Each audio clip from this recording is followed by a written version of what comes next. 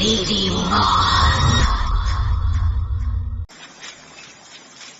रात के 2 बज रहे थे और विराट मेघालय और असम बॉर्डर के बीच पड़ने वाली किश्नोई नदी पार कर रहा था। दूर दूर तक अंधेरा छाया हुआ था। एक गहरे सन्नाटे ने किश्नोई नदी को घेर के रखा हुआ था और उसी नदी के ऊपर काले बादल मंडरा रहे थे, जिन्हें देखकर ऐसा लग रहा था कि किसी भी पल वो बरसने वाले हैं। नदी में घुटनों तक का पानी था, जो धीमी रफ्तार के साथ बहे जा रहा था। विराट के एक हाथ में मोबाइल का टॉर्च था तो दूसरे हाथ में साइकिल का हैंडल। विराट पैदल पैदल मोबाइल के टॉर्च की रोशनी के सहारे नदी पार कर ही रहा था कि तभी उसका मोबाइल फोन बजने लग जाता है। विराट ने फोन उठाते हुए कहा, हाँ वंदना, बोलो। मोबाइल के अंदर से एक औरत की आवाज सुनाई देती है। कहाँ तक पहुँचे आप जी? किश्नोई नदी तक पहुंच गया हूँ वंदना, बस ये किश्नोई नदी पार करी और फिर मैं सीधे तुम्हारे पास। वंदना की घबराते हुए आवाज सुनाई देती है। क्या कहा? किश्नोई नदी पार कर रहे हो आप? और नहीं तो क्या, अब तुम्हें तो पता ही है कि बंगला मुड़ा गांव से रोंगकामुचा गांव जाने का तो एकमात्र यही रास्ता है ना, और वो भी नदी पार करके जाना पड़ता है। आपको इतनी रात में वापस नहीं आना चाहिए था, ग्रेवयार्ड कोठे में ही रुक जाना चाहिए था। आपको पता है ना, नदी के पास वो घूमती है। विराट हैरानी के साथ पूछता है, वो घूमती है मतलब? आपको सब पता है, पर फिर भी आप जानबूझकर ऐसा बोल रहे हैं ना। माँ जी ने बताया था ना कि नदी पार करते वक्त उसका नाम नहीं लेना चाहिए, वरना वो सच में आ जाती है। वंदना, तुम भी ना कहाँ माँ की बातों में आ गई। लगता है माँ ने तुम्हें भी यक्षिणी की कहानी। विराट अपनी बात पूरी करता उससे पहले ही वंदना घबराते हुए कहती है, चुप हो जाओ जी। हे काली माँ, मेरे पति की रक्षा करना और अनजाने में इनसे जो अनर्थ हुआ है उसके लिए माफ कर देना। अब ये कभी उसका नाम नहीं लेंगे। विराट हंसते हुए कहता है, क्या वंदना, तुम भी ना, ये यक्षिणी वक्षिणी ना कुछ नहीं होता, समझी? ये सब बस मनगढ़ंत बातें हैं जो गांव वालों ने बनाई हैं, और कुछ नहीं। आप नहीं मानते तो मत मानिए, पर मैं तो मानती हूँ ना।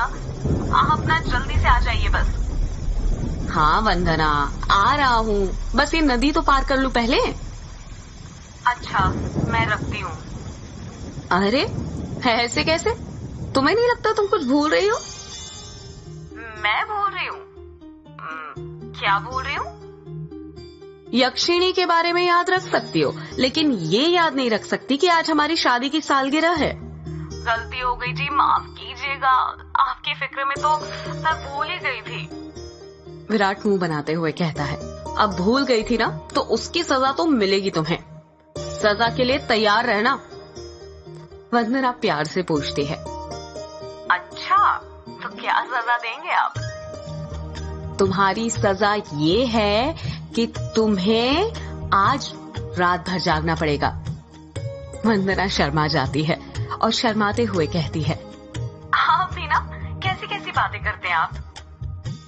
अरे अपनी पत्नी से ऐसी बातें नहीं करूंगा तो किससे करूंगा? ठीक है, आ जाइए, मैं इंतजार कर रही हूँ आपका। जल्दी आना। वंदना फोन कट कर देती है और विराट वापस से नदी पार करने लग जाता है। अभी विराट ने 1-2 कदम आगे बढ़ाए ही थे कि तभी उसको पायल बजने की आवाज सुनाई देती है। विराट को लगता है कि उसके पीछे से कोई लड़की भागते हुए निकली हो। पायल की आवाज सुनकर विराट जहां पर था वहीं पर रुक जाता है और पीछे मुड़कर देखने लग जाता है। जब वो पीछे मुड़ता है तो सिवाय अंधेरे के उसे कुछ दिखाई नहीं देता। उसके पीछे कोई नहीं था। ये वंदना भी ना यक्षिणी का नाम लेकर ना मेरे मन में ना उसका वहम डाल दिया है, और वही वहम डरा रहा है अब मुझे। और वैसे भी मैं तो खुद यक्षिणी से मिलना चाहता हूँ। बड़े चर्चे सुने हैं उसके, सुना है बड़ी खूबसूरत है। इतना कहकर विराट वापस से आगे बढ़ने लग जाता है। विराट मुश्किल से अभी 1-2 कदम ही चला था कि तभी उसे नदी के किनारे पर एक काला साया दिखाई देने लग जाता है। उस काले साए को देखकर विराट के कदम अपने आप थम जाते हैं। साए को देखकर ऐसा लग रहा था कि जैसे वो विराट का ही इंतजार कर रहा था। काले साए के पास से पायल के बजने की आवाज और चमेली के फूल की खुशबू आ रही थी। विराट के हाथ पैर कपकपाने लग गए थे। विराट डरते हुए कहता है, कहीं वंदना की बातें सच तो नहीं थी? ये यक्षिणी तो नहीं?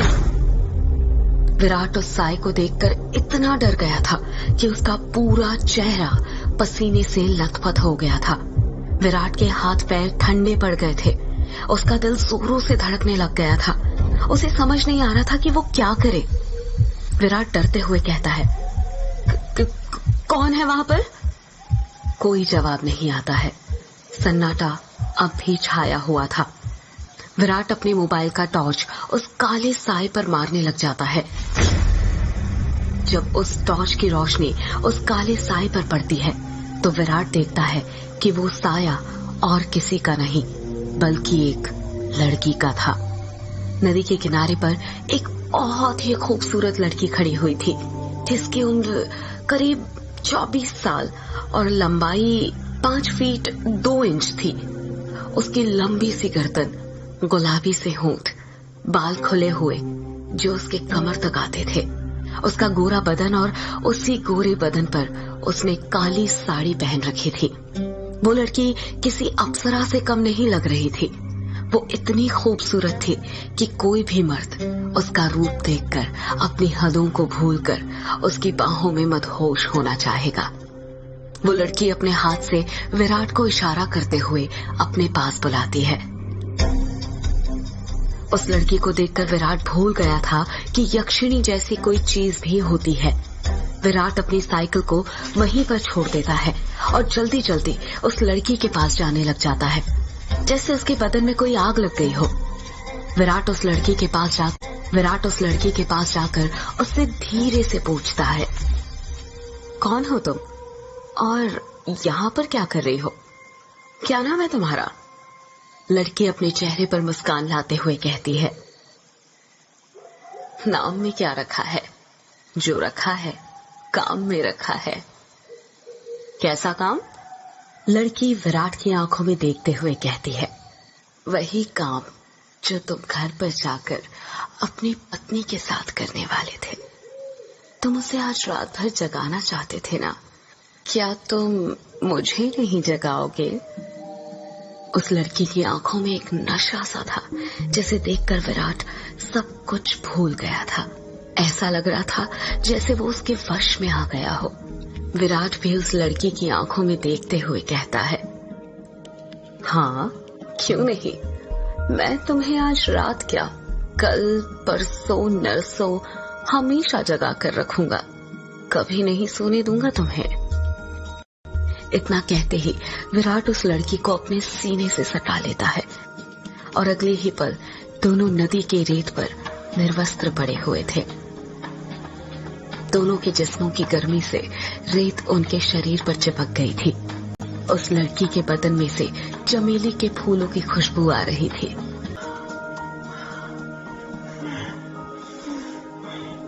विराट अपनी चरमोत्कर्ष अवस्था में पहुंचने वाला था और कुछ ही पल में वो उस लड़की के बदन पर ध्वस्त होने वाला था। तभी उसकी नजर उस लड़की के वक्ष पर पड़ती है और वो देखता है कि उस लड़की के वक्ष पर धीरे धीरे झुर्रियां आने लग गई थी।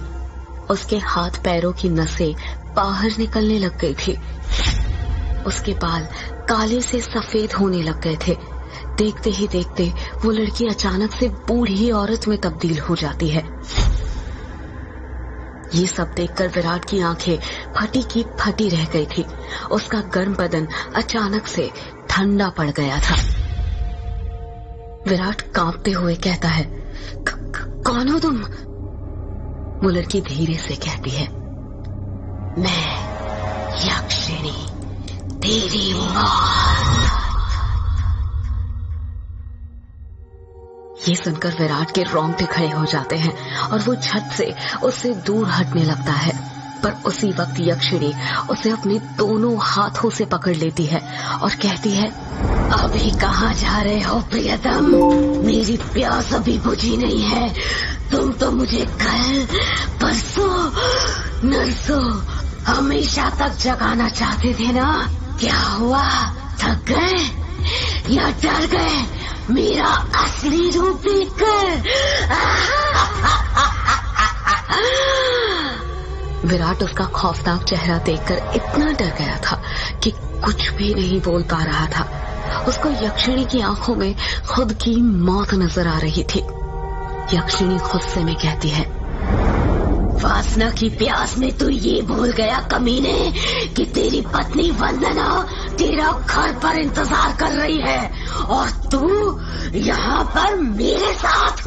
तुम मर्द कभी एक स्त्री से प्यार नहीं कर सकते।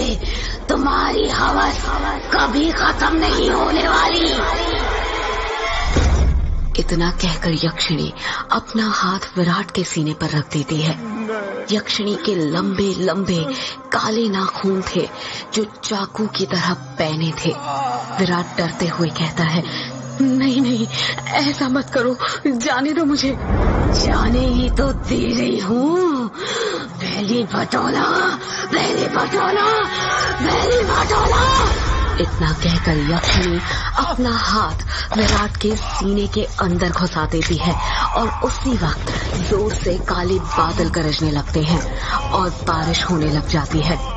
विराट के शरीर का खून नाखूनों के सहारे यक्षिणी के शरीर में जाने लग जाता है। जैसे जैसे खून यक्षिणी के शरीर के अंदर जा रहा था, वो वापस से जवान होते जा रही थी। यक्षिणी वापस से अपने पुराने रूप में आ गई थी और विराट का शरीर सूखकर सफेद पड़ गया था। उसके अंदर खून की एक बूंद तक नहीं थी, पर उसकी धड़कनें अब भी चल रही थी। यक्षिणी अपना मुंह विराट के कान के पास ले जाती है और फुसफुसाते हुए कहती है, राम नो राम रो, राम रो, राम नो राम नो राम रो। इतना कहकर यक्षिणी अपना खून से सना हाथ विराट के सीने से बाहर निकालने लग जाती है। जैसे ही यक्षिणी अपना हाथ विराट के सीने से बाहर निकालती है, विराट अपना दम तोड़ देता है, क्योंकि यक्षिणी के हाथ में विराट का दिल था जो सिकुड़ चुका था। अगले ही पहल यक्षिणी विराट का दिल लेकर गायब हो जाती है, ठीक उस तरह जिस तरह बारिश की बूंदें होती है।